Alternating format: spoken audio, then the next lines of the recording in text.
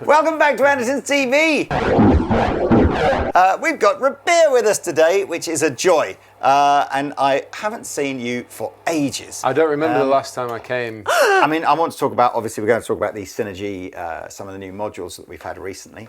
But tell us about Vower, and you're fresh off of your, you popped your download cherry with Vower over the weekend. Yeah. So how was that? It was awesome, yeah. Because that gig marked 1 year since the band launched, so to be doing download a year later was amazing, and it was full tent. We played really well, everyone was on form, and people were singing the words. It's kind of everything you want it to be for the first gig, so the band's going great. I'm really, really happy. So. And life generally, I know you've got new stuff happening with Music Man as well. Yeah. So it's busy times, right? Yeah, everything's good. And the weather's now good, so everything's just a little bit nicer. Well, have you missed doing demo videos with Andertons? Or I've missed you guys. It's very diplomatically put. Oh, no, but it's funny actually, because on the last time I came up, everyone was commenting that I looked like I didn't want to be here. Really? Saying that I looked really grumpy and like the last place I wanted to be. I was like, what's all that about? I love coming up here and hanging out, so that made me sad. So, how long have we known each other for now? Oh man, is it more than 10 years? It's got to be like 2011, 2012 really? When we met. Yeah, so a long time. So there's no way I could be sad. How old were you when you first came to Guildford? I don't know. I'm 30. I've just turned 37 now. Have you? Yeah. God, you look good for your age, man. Cheers, I thought you were younger. I did think you were younger. Did you actually? Than that. Yeah, no, honestly, I did. Well, I feel like I'm 35 because obviously lockdown stole 2 years off everyone's life. That's my theory. Right, we're using this single pickup ESP. We sort of kind of, this first module is the Fortin module. The kind Cali. of felt like it needed something a bit more contemporary than a Les Paul. Yeah, it's the killer Cali. So this is not the first time you've seen the Synergy IR20 on Andertons TV. Yeah.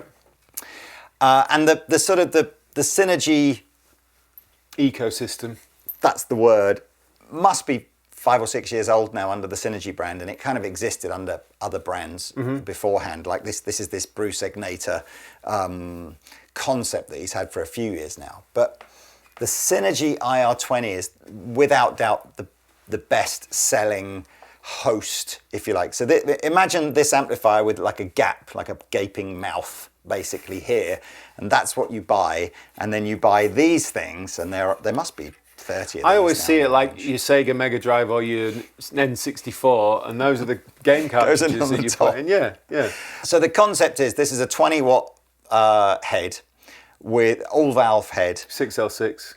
With the option to run a normal speaker like this, or you've got these emulated outputs so you can load your own IRs in and run straight to front of house, or both.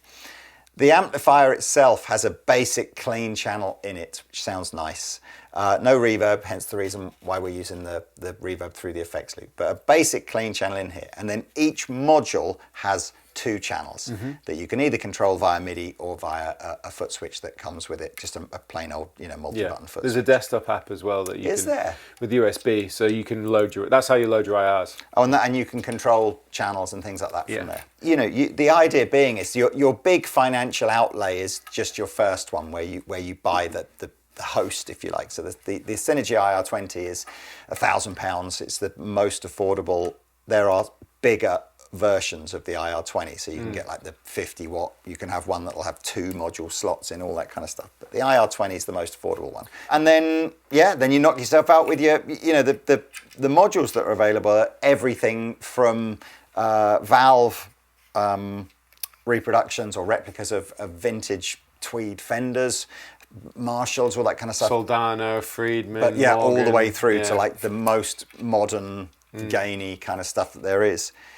So today's video, we've got the Tone King Imperial, which is the newest module, I think, here. Yeah. What have you got there? There's a Fryette Pitbull. There's the Bman, which, is that Bassman? I think that's the Bassman, yeah. Yeah, and then we've got the Killer Cali from Fortin in there already. So that's what you heard B playing first.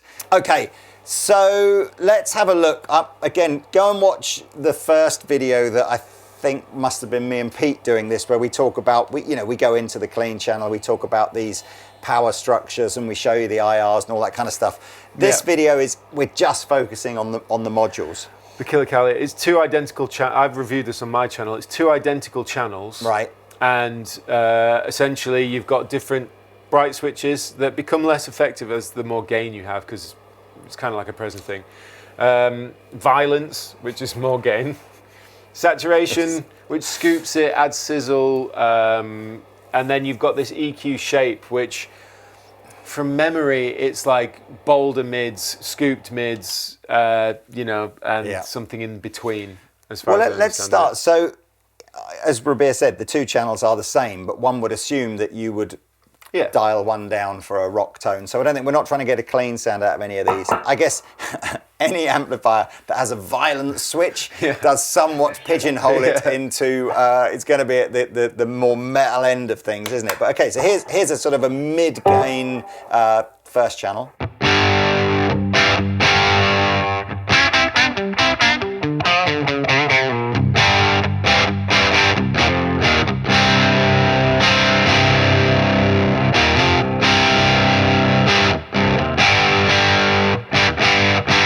It's punchy. There's nothing wrong with that. Let's see if we can hear what the brightness things are doing.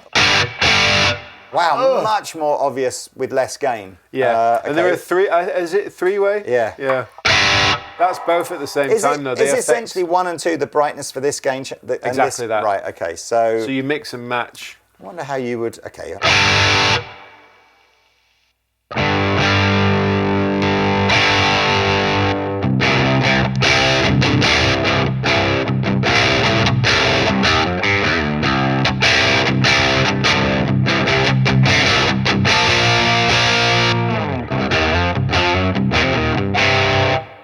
Yeah, I mean, on a very initial play, having both channels switched with extra brightness, or both gain stages switched with extra brightness, is like, whoa. I think you're just trying to, personally, I'm sort of going, just having one slightly brighter does achieve an effect that you might want. So it lifts it a bit, doesn't it? Yeah.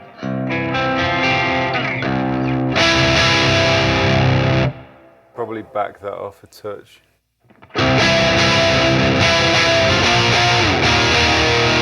It's still fierce. It is good though. Okay, well look, I mean that's its sort of flattest non-bright settings here. Oh, I do quite like it with a little bit of brightness. It's also worth saying the reactance knob will affect this too. So the higher we turn that...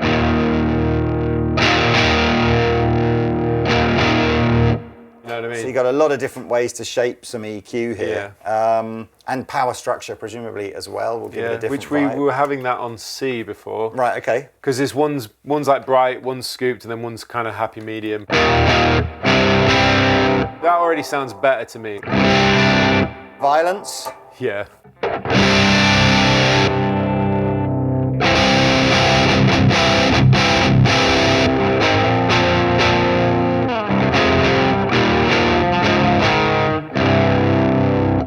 I'll leave that off on this channel because I think we've dialed in the second channel with all the violence, haven't we? Yep. We got 2 saturation positions. Adds more sizzle. Yeah.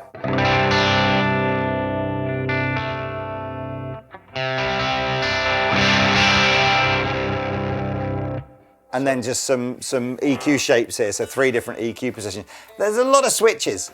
I've never met Mike Fortin, and obviously he has a Fortin amp brand, which makes some amazing amps. But I know he's probably most famous for modding, or making amps for artists. I'm sure.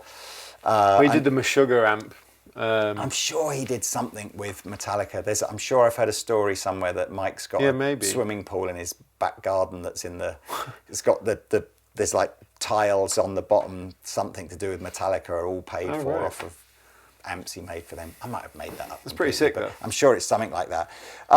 Then we've got a traditional bass, middle, treble EQ and volume on the end. So that is our. Let's just have a quick. This is our rhythm channel, I guess.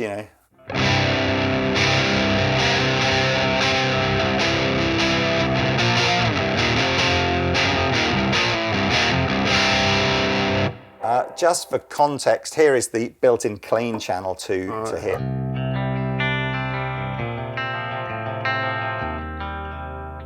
Which actually, given that it's got no EQ or anything like that, it's a really nice sound, isn't it? But yes, you're not here for clean or crunch. You are here for this.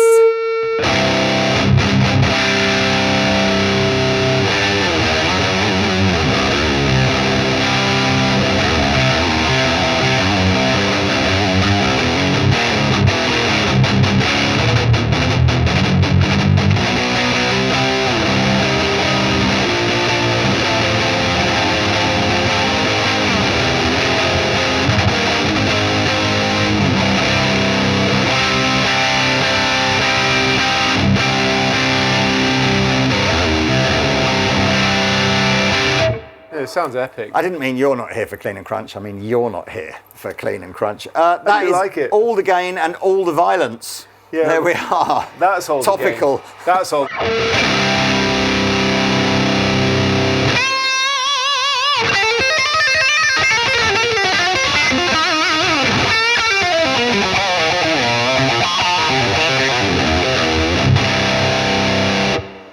I love hearing you play that stuff. Do you get to? You don't do that sort of leady stuff in Vower, do you? It's not really a band for shred. No. We do it as a joke.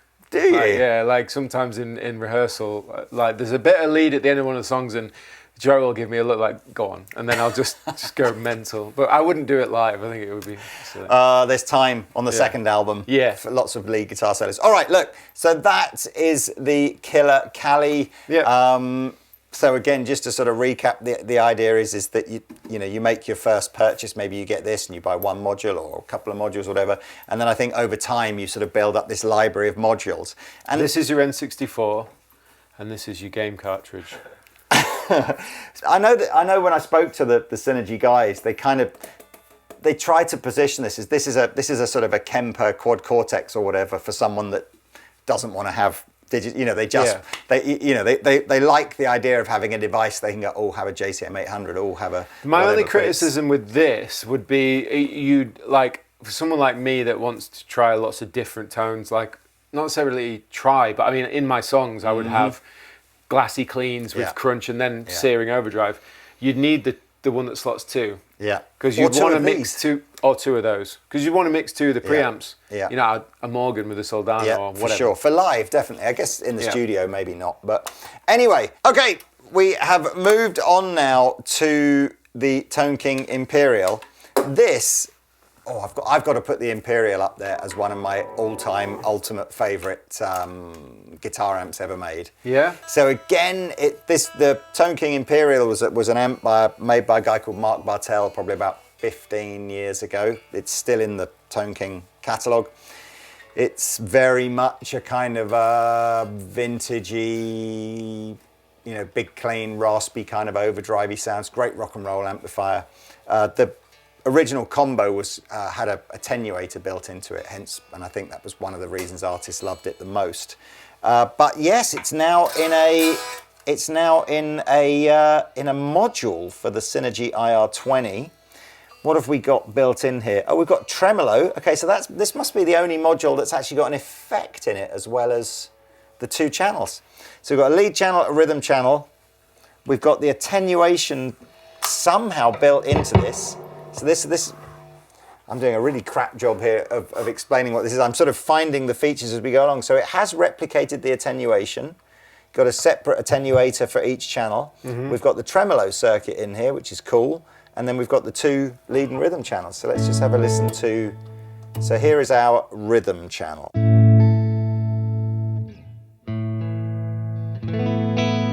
Sounds like it's got chorus on it.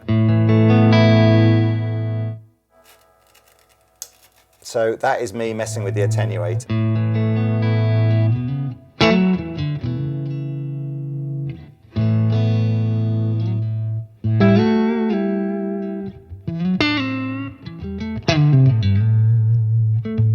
Here's your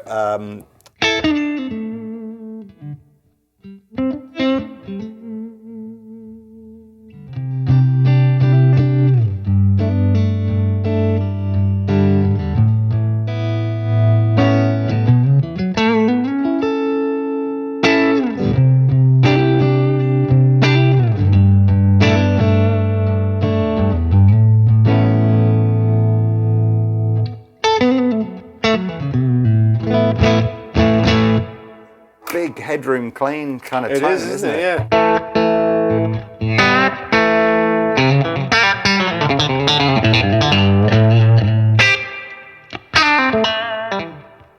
Now, I don't know how they've designed the attenuation circuit in here. On the combo, the idea is obviously you crank the gain and volume on the combo, and then it has got a big traditional old-fashioned transformer in it that you can use to attenuate the volume down. I don't know how it's doing it in the preamp. It's obviously almost like it's a different way of attenuating, but I guess the concept is the same. We should be able to drive the amp section hard, but attenuate it down. Let's try that on the rhythm channel. Oh, sorry, on the lead channel.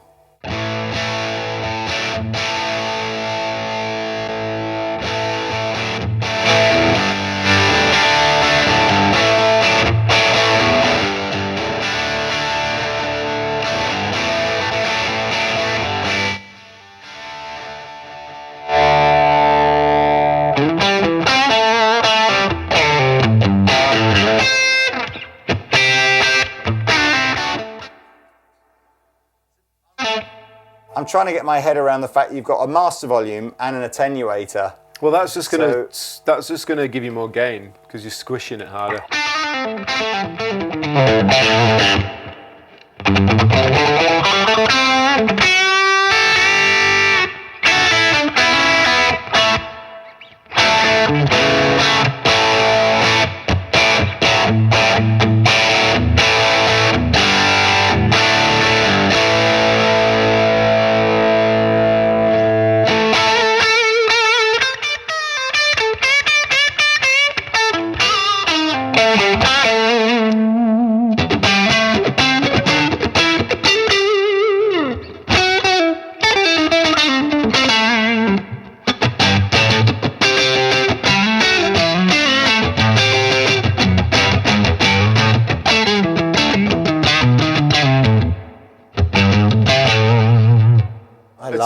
I love that dirty sound. I mean, right, so on the lead channel, we've got the gain or the volume section, and then we've got tone and mid bite, which are lifted straight from the amp.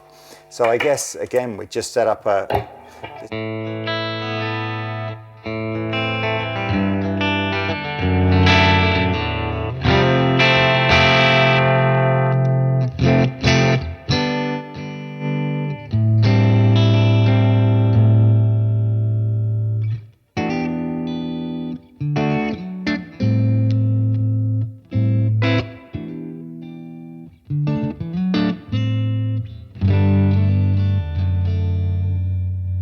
I think if I had this amplifier, so I've got the completely clean channel built into the amplifier. You do clean crunch overdrive. I think so. I'd probably try and just get a sense of my clean channel within the Tone King. I'd want a bit more.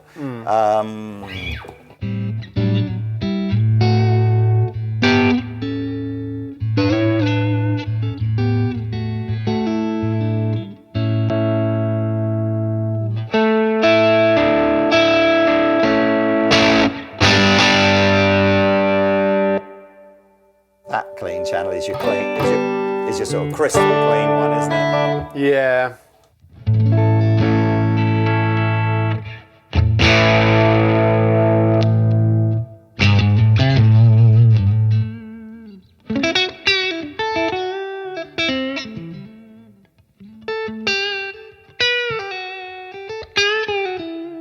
How would you set your tremolo normally? I never use tremolo. You're not a tremolo guy. I mean, this will go full chop if you want it.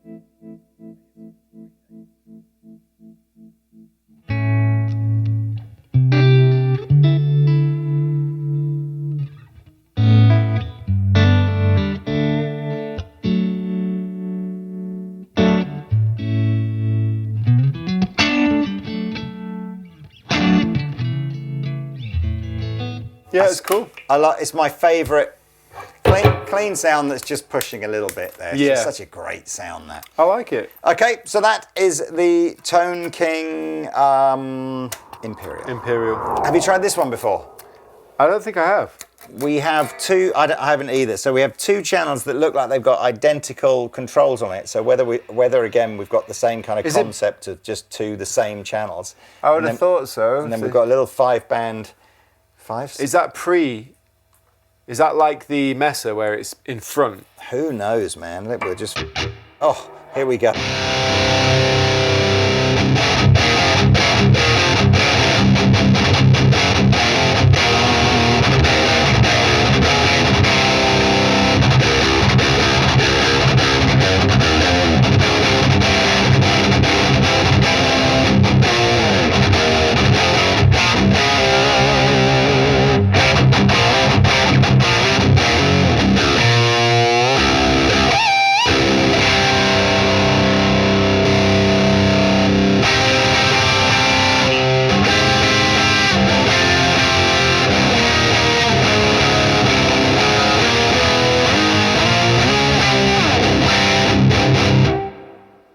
Holy moly! Let's see if the two channels are in fact basically just the same. It's pretty spiky, but I think that's just the way it is.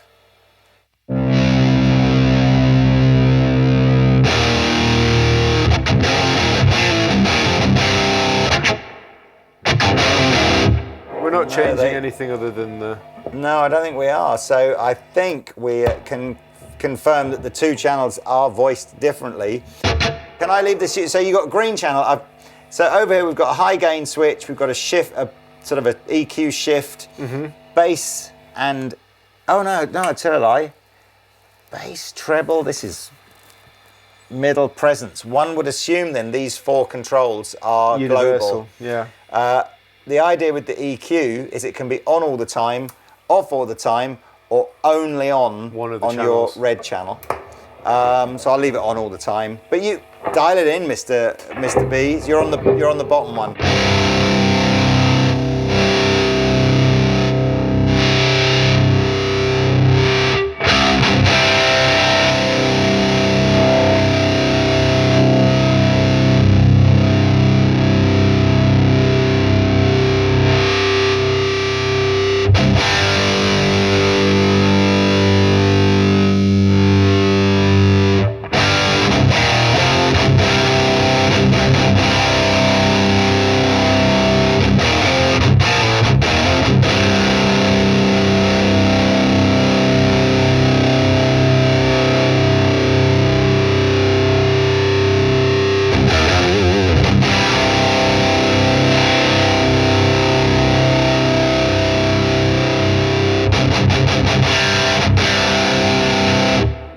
To say I'm not a fan of this interface. It's too fiddly. Because they've made the EQ too small, you mean? Yeah, it's really fiddly. You have got big fingers. Yeah, I do have big fingers, to be fair. But if you're like dialing it in with one finger, it's not very. It's too small. The amount of space they've given for the sliders is too small. Right? Yeah. I still love the. I kind of still love. I don't know if I would go with something like this for live, but if I had a studio and I had guitar players kind of coming into the studio and you're searching for tones and what's going to be the right tone and everything, it's an incredibly compact way of going, yeah, I've got 10 different amplifiers here, but really you've got one amp and just 10 modules. Yeah, and studios. It's a clever concept for that.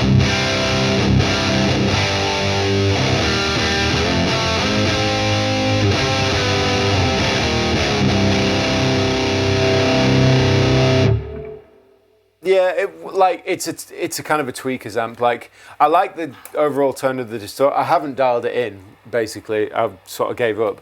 But what I'm trying to say is that the tone of the distortion I quite like. Like, it sounds nice and aggressive. I was going to say, it's much more aggressive than the Cali. Yeah, like, take that out.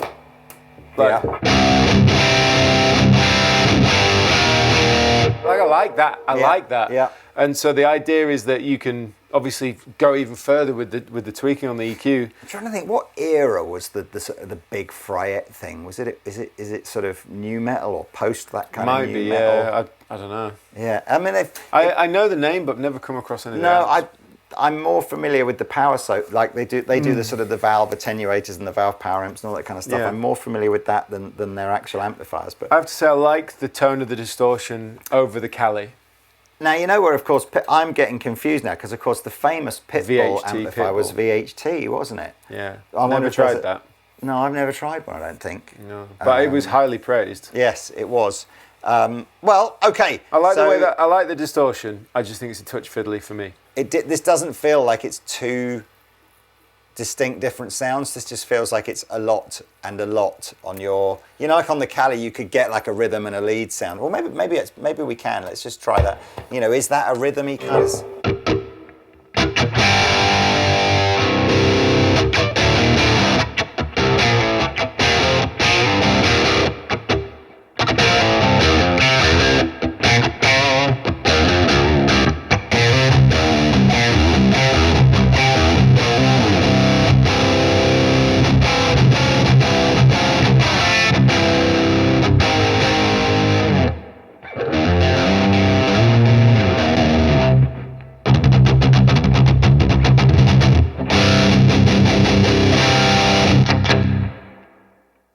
It doesn't, for me, there's not much difference between the two channels, even changing the gain. So I just think this is for someone that just wants that out and out aggressive metal. I think what you get is you get rhythm and lead with it, and I think that's where the EQ's handy because you can obviously do like a mid boost with the graphic.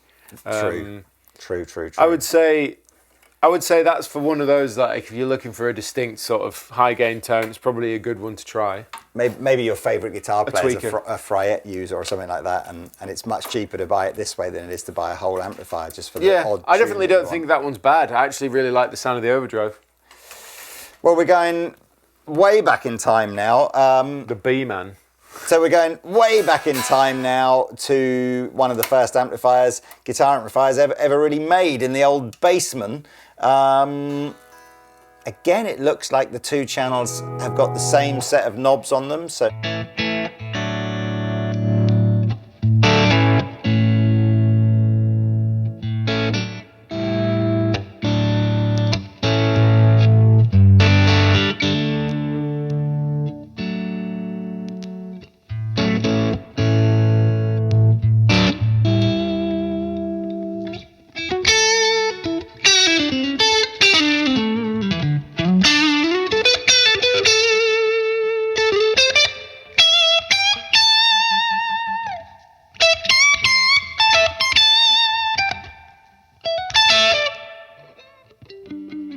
Got these hyper powerful. You've got these hyper powerful sort of B and T switches.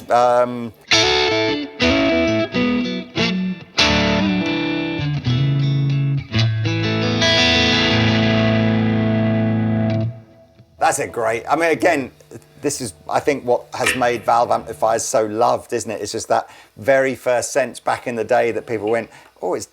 Someone was telling me, I think. One of the old original Vox manuals or whatever like that, you know, suggested settings as turn it up until it starts to distort a bit and then turn it back down again. You know, that's kind of like there's the sound. Like distortion is a bad thing, sort of, you know, in the original owner's manuals.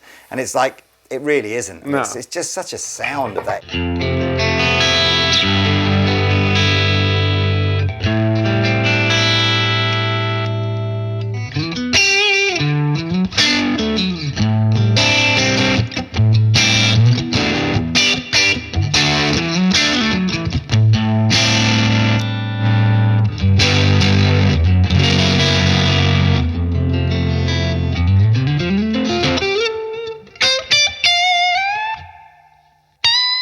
Try this other channel.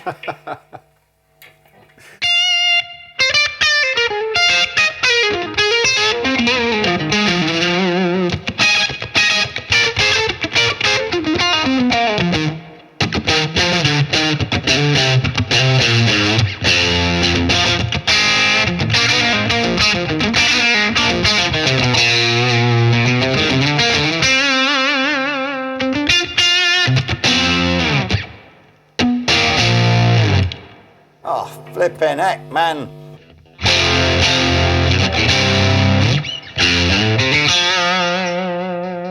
I mean, if you wanted it crystal clean, I guess it'll go there.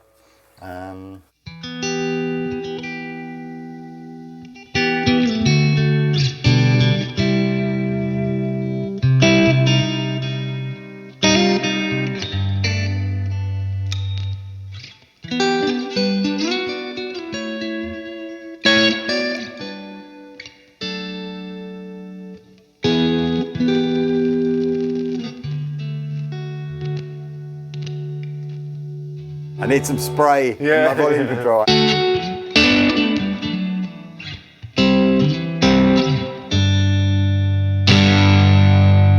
I mean, it's lovely to play. It doesn't do.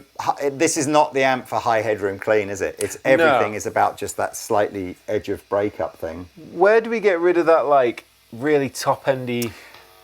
Just yeah.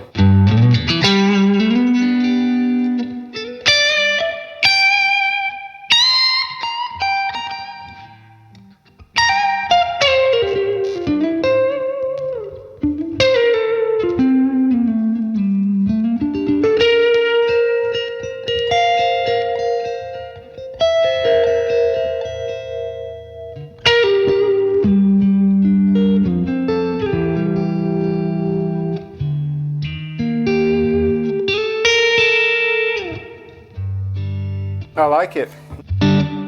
Me too. It's punchy. Funnily enough, I and you wouldn't necessarily put it with a V30. That's another thing that's probably quite an alien mix-up. Bassman into a V30 cab, loaded 212s. Not what you'd be familiar with. No. Yeah. Did you have a favourite out of the four?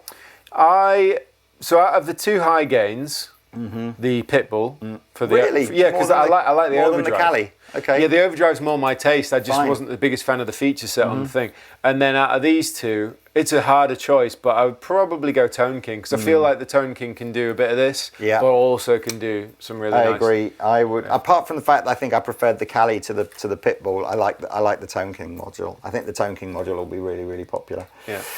Cool. How much are the individual modules? They're all around about the sort of 400 quid mark, aren't they? So like same price as a valve pedal or something like that, isn't it? You know, that sort of thing. So, I mean, it still quickly mounts up if you buy 10 of them. Yeah, I was going to say, so you get the head and a couple of modules around about the £2,000 mark. Yeah. My kind of feeling with this is you buy this and a couple of modules first year, and then for the 5 years that you own it or the 10 years you own it, you just feed your habit by just buying a module every year, you know. So it's like it's a relatively in the future sort of becomes like a lower kind of outlay, and then over time you build up, you know, quite a nice suite of amplifiers. But yeah, I just think it's just a clever.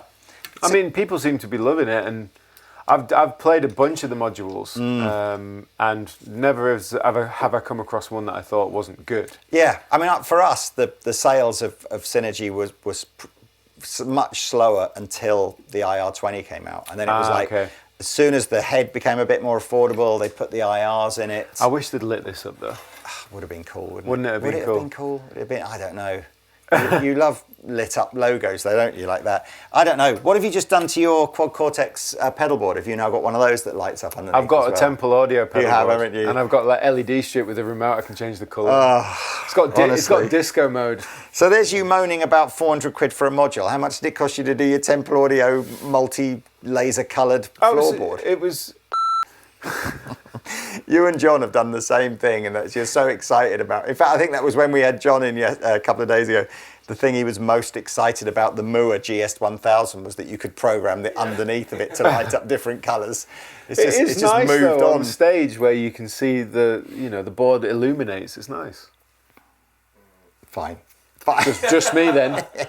We're going to get you some of those shoes that my daughter's got, where if you sort of stomp LA, on them, what are they called? What were they called? Up. LA Lights or whatever.